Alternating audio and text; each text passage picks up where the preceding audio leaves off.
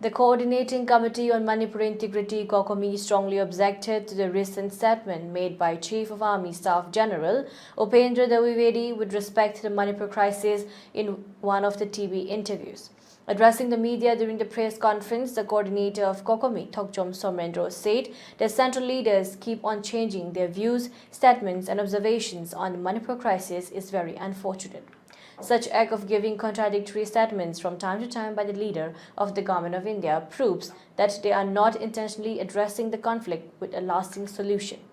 Somendro has informed General Upendra Dwivedi's statement that refugees from Myanmar are unarmed and are influx into Manipur due to political crisis in their country.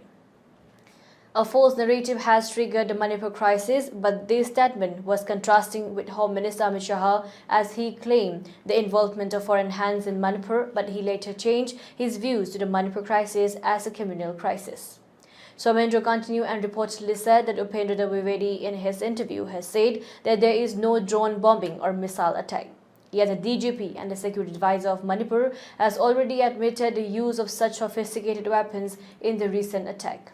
No releasing any rectifications or clarifications with regard to such contrasting statements from the authority concerned is unfortunate.